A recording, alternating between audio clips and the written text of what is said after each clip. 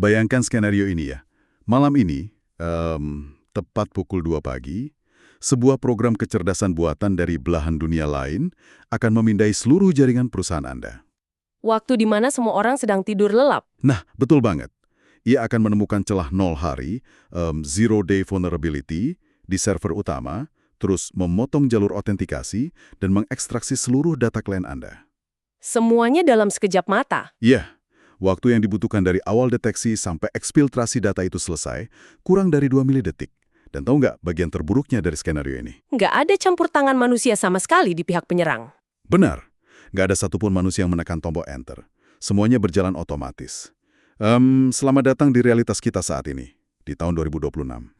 Realitas yang jujur saja agak mengerikan bagi sebagian orang, ya kan? Sangat mengerikan.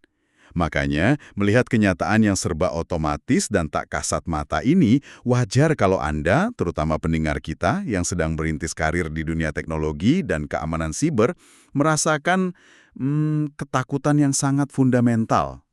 Ketakutan soal karir mereka maksudnya? Tepat. Pertanyaan yang terus muncul di berbagai sumber, catatan riset, dan forum diskusi yang kita bedah hari ini adalah, ngapain belajar cybersecurity susah-susah kalau sekarang AI udah bisa melakukan penetration testing, mencari bug, bahkan menambal celah secara otomatis? Wah, ini pertanyaan klasik yang selalu muncul ya akhir-akhir ini. Iya kan? Pertanyaan utamanya adalah, apakah karir manusia di garis depan pertahanan digital ini bakal segera punah dan digantikan sepenuhnya oleh algoritma? Jadi, dalam penelusuran mendalam kita kali ini, misi kita adalah membongkar tumpukan catatan dan studi kasus terbaru untuk melihat apa yang sebenarnya terjadi di medan perang digital kita. Dan mari kita langsung luruskan ketakutan terbesar tersebut berdasarkan data lapangan yang kita punya. Jika kita membedah tren ketenaga kerjaan dan insiden cyber saat ini, gagasan bahwa karir cyber security akan punah, itu sebenarnya adalah sebuah ilusi optik. Ilusi optik, maksudnya kita cuma salah lihat gitu? Betul. Kita tidak sedang melihat akhir dari relevansi manusia kok. Yang sedang terjadi di depan mata kita ini adalah sebuah transisi brutal, ya brutal tapi luar biasa, ke tingkat permainan yang jauh lebih tinggi. Oke, jadi perannya bergeser. Sangat bergeser. Mesin tidak menggantikan praktisi keamanan. Mesin itu justru sedang memaksa praktisi keamanan untuk berhenti melakukan pekerjaan level operator dan mulai memegang kendali untuk pekerjaan level arsitek. Wah, oke. Saya butuh Anda meyakinkan saya di sini.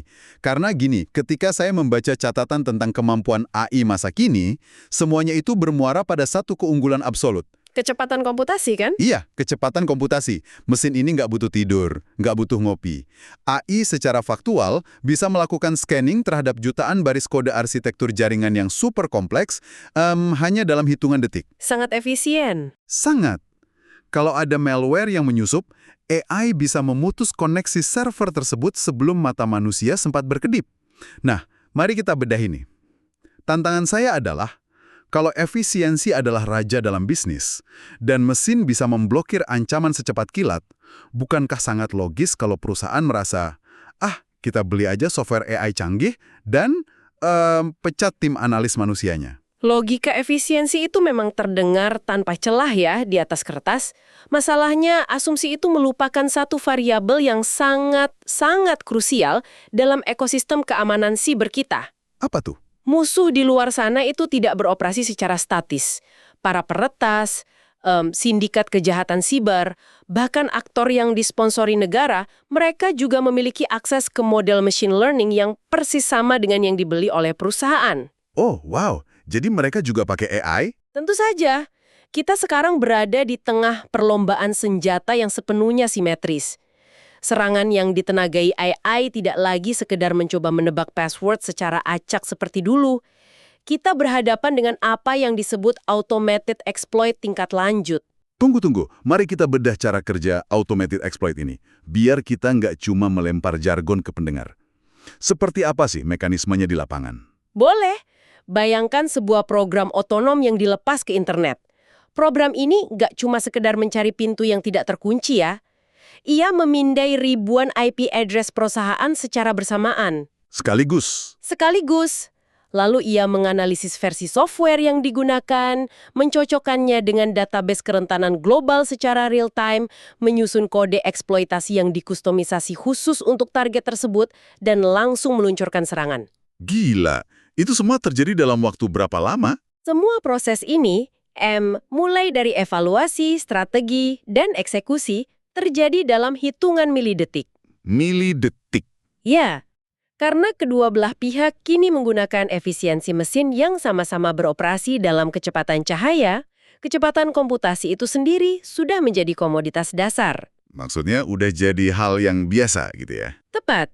Kecepatan bukan lagi keunggulan kompetitif, melainkan syarat minimum untuk sekedar masuk ke medan perang.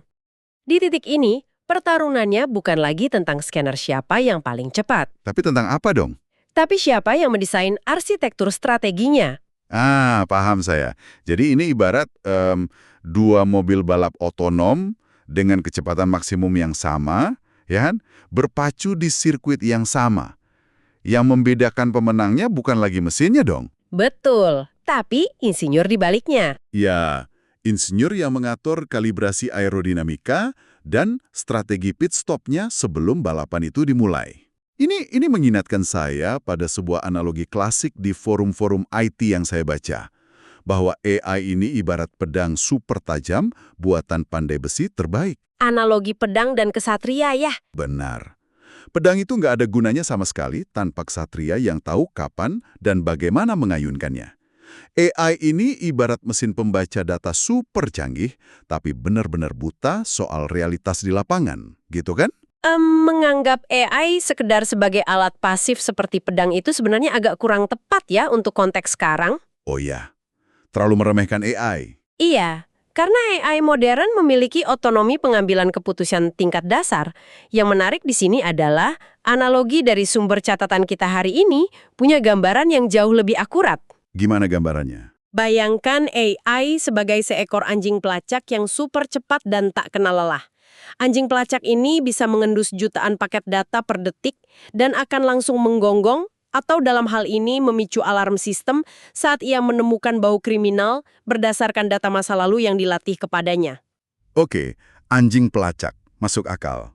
Ia sangat luar biasa dalam mencocokkan pola. Tapi anjing pelacak ini sama sekali tidak memahami konteks dari apa yang ia endus. Tunggu dulu. Saya agak skeptis di bagian tidak memahami konteks ini. Kalau AI machine learning itu sangat luar biasa dalam menelan miliaran log data masa lalu, bukankah secara logis, pada akhirnya AI akan bisa mempelajari pola bisnis manusia juga? Mengapa dia tetap dibilang buta konteks? Itu pertanyaan bagus. Jawabannya adalah karena konteks bisnis manusia seringkali tidak terstruktur dalam bentuk log biner yang konsisten. Contohnya gimana tuh di lapangan? Mari kita ambil contoh teknis ya. Katakanlah sistem AI perusahaan mendeteksi adanya transfer data dalam jumlah masif dari server internal ke cloud eksternal pada jam 2 pagi di hari Minggu. Oke, jam 2 pagi hari Minggu. Mencurigakan banget. Sangat. Secara statistik historis, pola ini 99% identik dengan upaya pencurian data. AI berdasarkan probabilitas tersebut akan langsung memutus koneksi server. Tindakan yang benar kan secara sistem? Secara sistem ya. Tapi AI tidak tahu bahwa malam itu tim engineering sedang melakukan migrasi database darurat karena ada regulasi pemerintah baru yang harus dipatuhi besok paginya. Jadi AI malah mematikan kerjaan tim engineering. Betul sekali. Atau contoh lain, kredensial seorang eksekutif HR digunakan untuk mengakses cetak biru teknis produk baru. AI melihat itu sebagai login yang sah karena passwordnya benar dan two-factor authentication-nya lolos. Sistem diam saja. Wah, saya mulai melihat celahnya nih. Secara teknis, akses HR ke dokumen teknis itu valid secara sistem, tapi secara logika manusia, buat apa orang HRD membaca cetak biru desain mesin? Nah, tepat. Itulah yang disebut kejanggalan kontekstual. Hanya intuisi dan analisis manusia yang bisa melihat korelasi aneh antara peran HRD dan dokumen desain mesin. AI sangat buruk dalam menangkap nuansa ini karena anomali bisnis tidak selalu berupa anomali teknis. Bener juga ya. Dan lebih jauh lagi, ada satu batasan absolut dari mesin, kemampuan komunikasi manajerial. Komunikasi manajerial? Ya, ketika sistem menemukan kerentanan kritis di jaringan inti yang mengharuskan server offline selama 6 jam untuk perbaikan, AI kan tidak bisa berjalan masuk ke ruang rapat direksi. Hahaha, tentu saja tidak. Direksi bakal menertawakan laporan otomatis yang tiba-tiba nyuruh server mati 6 jam. Bukan sekedar ditertawakan loh. Mematikan server 6 jam bagi perusahaan e-commerce berarti kerugian miliaran rupiah secara langsung. Benar, dampaknya masif. AI tidak memiliki kapasitas empati atau kemampuan negosiasi untuk menjelaskan kepada direktur utama mengapa kerugian finansial jangka pendek ini mutlak diperlukan. Untuk menghindari kebangkrutan total akibat regulasi perlindungan data bulan depan misalnya? Tepat sekali. Perusahaan di tahun 2026 mencari analis manusia yang bisa mengambil log mentah dari AI, menafsirkan risikonya, dan menerjemahkannya ke dalam bahasa strategi bisnis di hadapan para eksekutif. Disinilah bagian yang sangat menarik dari sumber kita hari ini. Analisisnya menjadi semakin gelap tapi sangat memikat. Karena kita baru aja membedah bahwa AI buta terhadap konteks psikologi manusia dan dinamika bisnis kan? Iya. Ironisnya, para peretas tingkat tinggi ternyata sangat memahami kelemahan ini. Mereka sadar betul bahwa mencoba menembus firewall AI yang berlapis-lapis itu membuang waktu. Jadi, mereka mengubah vektor serangannya secara radikal. Mereka mencari jalan pintas. Betul. Mereka tidak lagi meretas mesinnya. Mereka meretas manusianya. Rekayasa sosial atau social engineering yang berevolusi. Iya, tapi ini bukan rekayasa sosial zaman dulu ya. Catatan ancaman siber kita menunjukkan taktik yang udah jauh meninggalkan era email phishing penuh salah ketik dari Pangeran Antabranta itu. Oh, itu sudah kuno sekali. Kita bicara tentang manipulasi psikologis tingkat militer menggunakan senjata yang kita sebut voice deepfake dan otomatisasi MFA fatigue. Coba jelaskan kepada kita gimana persisnya serangan berlapis ini bekerja di dunia nyata saat ini. Mari kita bedah mekanismenya selangkah demi selangkah. Langkah pertama, peretas menggunakan AI untuk mengkloning suara CEO atau bos perusahaan target. Mereka butuh sampel suara yang panjang nggak sih buat itu? Nggak lagi, mereka hanya butuh sampel audio beberapa detik dari video presentasi di internet atau wawancara YouTube. AI akan mempelajari intonasi, cara bernafas, aksen, bahkan kebiasaan jeda bicara sang bos. Kemiripannya mencapai tingkat forensik. Wow, merinding saya bayanginnya. Lalu langkah keduanya? Langkah kedua, mereka menargetkan staf yang memiliki otorisasi, misalnya admin keuangan atau IT. Di tengah malam, peretas menjalankan skrip yang membombardir ponsel si admin dengan puluhan permintaan persetujuan login MFA atau multi-factor authentication. Bertubi-tubi gitu. Bertubi-tubi, notifikasi berbunyi terus-menerus, approve, approve, approve. Nah, ini yang disebut MFA fatigue ya, kelelahan akibat notifikasi bertubi-tubi. Kalau saya yang jadi adminnya, di jam segitu saya pasti panik dan bingung kenapa ponsel saya meledak dengan permintaan login. Dan tepat di puncak kepanikan psikologis Anda itulah, telepon Anda berdering. Itu nomor bos Anda atau setidaknya layarnya menunjukkan demikian berkat teknik caller ID spoofing. Waduh. Untuk mengamankan aset klien tapi terblokir terus. Tolong segera tekan approve di ponselmu sekarang juga, atau perusahaan kita akan dituntut besok pagi. Astaga. Sebagai manusia yang sedang lelah di jam 3 pagi, ditambah tekanan otoritas dari suara bos yang sedang marah, 9 dari 10 orang pasti akan langsung menekan tombol approve tanpa berpikir panjang. Sangat wajar. Dan saat tombol itu ditekan, Peretas masuk. peretas mendapatkan akses penuh. Nah, mari kita evaluasi kegagalan di sini. Apakah sistem AI perusahaan gagal? Enggak. Firewall-nya nyala kan? Fungsi semestinya dengan mengirimkan permintaan autentikasi. Secara teknikal, yang terjadi hanyalah seorang karyawan dengan otorisasi sah menyetujui akses login. Mesin AI mendeteksi ini sebagai transaksi normal 100%. Karena nggak ada exploit kode di situ ya. Betul. Yang dijebol dalam skenario ini murni adalah filter kognitif manusia. Ini benar-benar membuka mata sih. Jadi di tengah badai serangan berbasis AI yang secara sempurna memalsukan realitas ini, pertahanan teknis terbaik sebenarnya adalah kecurigaan manusia itu sendiri. Tepat. Pertahanan pamungkas melawan AI-driven social engineering adalah pemikiran kritis dari praktisi cybersecurity yang memiliki apa yang kita sebut pola pikir incident response dan blue team. Pola pikir bertahan ya. Gimana tuh aplikasinya di kasus tadi? Dalam skenario tadi, seorang analis keamanan yang terlatih akan menghentikan proses otomatis di otaknya. Ia akan mengesampingkan rasa takut terhadap otoritas dan memvalidasi konteks. Dia bakal mikir tunggu dulu gitu ya? Iya, dia akan berpikir, tunggu, mengapa protokol darurat ini melanggar prosedur verifikasi jalur ganda? Mengapa bos menggunakan saluran seluler biasa dan bukan komunikasi terenkripsi perusahaan? Logika manusia yang bermain. Mesin AI bertugas menyalakan alarm dan mengumpulkan tumpukan log data, tetapi manusialah yang mutlak memvalidasi anomali tersebut melalui kacamata Zero Trust. Jangan percaya siapapun, bahkan suara bos Anda sendiri, sebelum diverifikasi sistem secara independen. Luar biasa. Penjabaran Anda barusan ini benar-benar membawa kita pada sebuah persimpangan yang krusial ya, bagi siapapun yang mendengarkan penelusuran mendalam kita ini. Persimpangan soal skill masa depan. Betul. Kalau nilai tertinggi di industri saat ini bukan lagi sekedar kemampuan mengetik skrip, melainkan kemampuan berpikir kritis, pemahaman arsitektur blue team, dan analisis insiden response.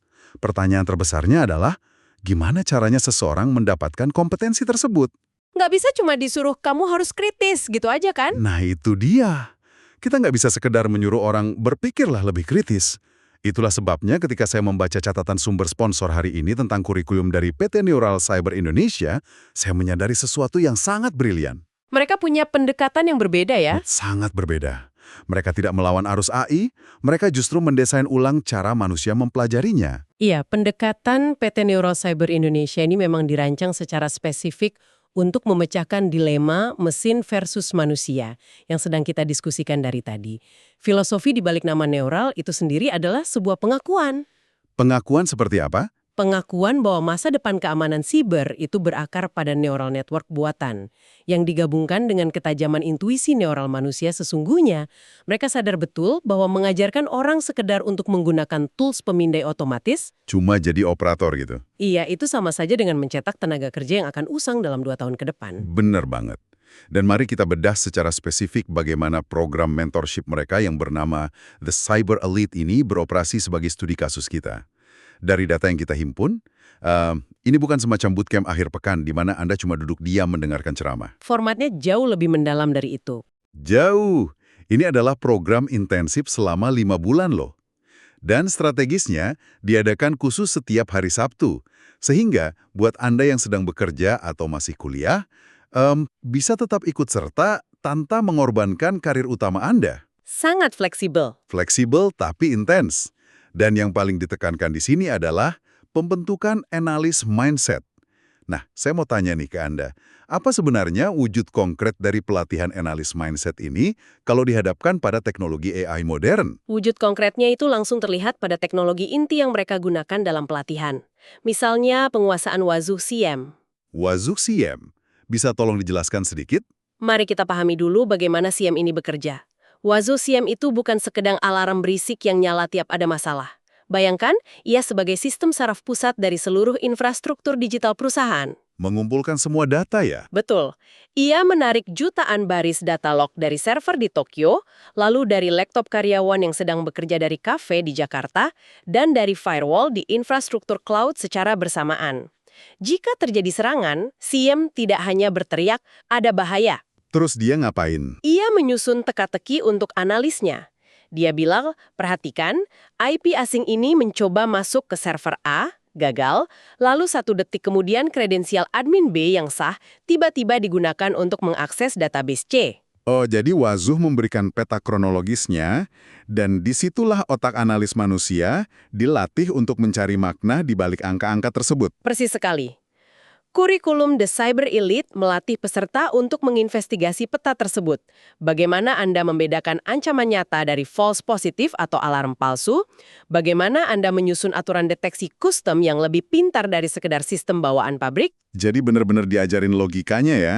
Tidak hanya itu, mereka juga menyeimbangkannya dengan pemahaman sudut pandang penyerang melalui modul VAPT atau Vulnerability Assessment and Penetration Testing. Wah, diajarin nyerang juga? Iya, Anda dilatih untuk menyerang simulasi infrastruktur, mengidentifikasi celah yang sering terlewat oleh pemindai otomatis, dan yang terpenting, menyusun laporan audit.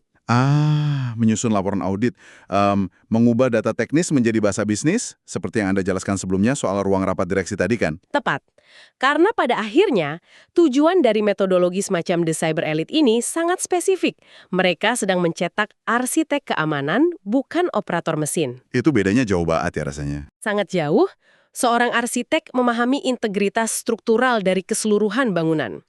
Ia tahu di mana tiang penyangga yang paling lemah, dan ia merancang strategi perkuatan. Sedangkan operator, ia hanya tahu cara menjalankan mesin bor sesuai buku petunjuk. Dan saat AI mengambil alih fungsi mesin bor tersebut, Sang operator akan kehilangan pekerjaannya, tapi sang arsitek, ia justru akan menggunakan mesin bor otomatis itu untuk membangun pertahanan yang lebih masif dalam waktu yang lebih singkat. analogi yang sangat kuat. Memanfaatkan mesin bor otomatis untuk membangun benteng. Dan bagi Anda yang mendengarkan ini, yang menyadari bahwa Anda harus beralih dari sekedar menjadi operator menuju arsitek keamanan, ini ada detail praktis dari sumber kita.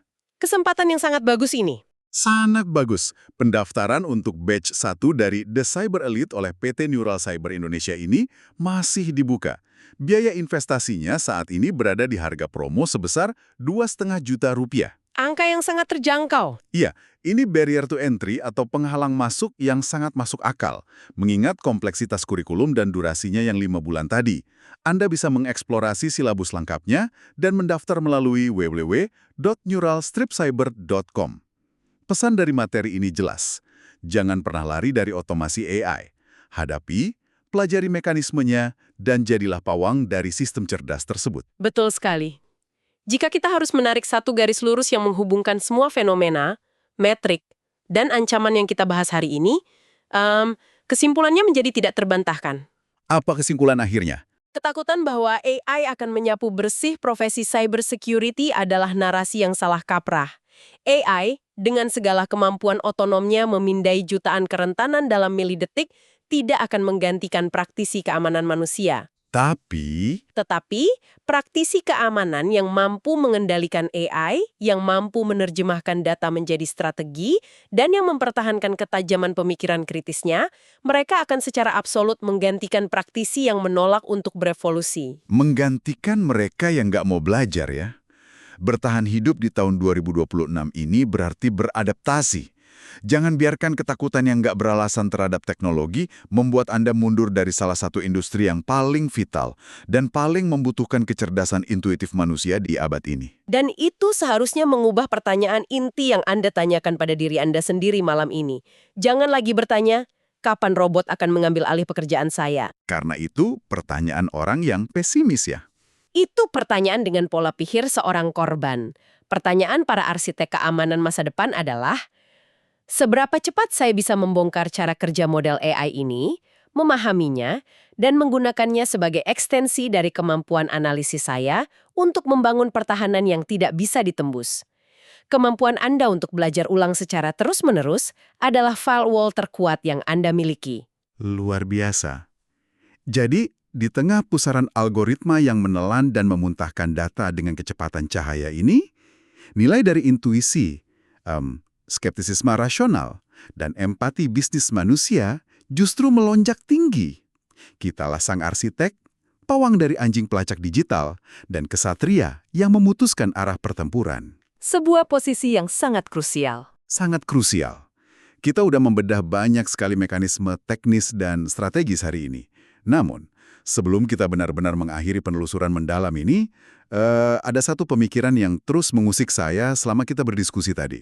Oh ya, apa itu? Sesuatu yang luput dari sekedar perdebatan tentang malware atau firewall. Dan saya ingin Anda, para pendengar, merenungkannya sejenak. Kita tadi udah menetapkan ya, bahwa di tengah serbuan tipuan mesin seperti voice deepfake dan manipulasi otentikasi, pemikiran kritis dan intuisi manusia adalah garis pertahanan terakhir dan terkuat kita. Betul, itu kesimpulan utama kita. Tapi, model AI ini kan nggak berhenti belajar. Mereka terus menelan setiap respons kita, setiap jeda keraguan kita, setiap pola keputusan yang kita ambil saat dalam tekanan. Iya, mereka selalu berevolusi. Nah, Apa yang akan terjadi dalam beberapa tahun ke depan ketika AI tidak lagi sekedar dirancang untuk meretas logika komputer, melainkan dilatih secara khusus untuk memetakan dan mengeksploitasi celah kognitif dan bias psikologis yang melandasi pemikiran kritis kita itu sendiri? Sebuah pertanyaan yang sangat menantang. Di dunia di mana mesin mengerti ketakutan, rasa bersalah, dan empati kita jauh lebih akurat daripada kita memahami diri kita sendiri. Bagaimana cara kita membedakan mana insting manusia yang murni dan mana insting yang pelan-pelan tanpa kita sadari udah dikondisikan oleh algoritma? Wah, itu benar-benar sebuah pemikiran yang mendalam. Sebuah labirin pikiran untuk hari esok. Terima kasih sudah mengizinkan kami membedah wawasan dan menemani waktu Anda hari ini. Tetaplah penasaran, tingkatkan pertahanan Anda, dan di atas segalanya, tetaplah berpikir kritis.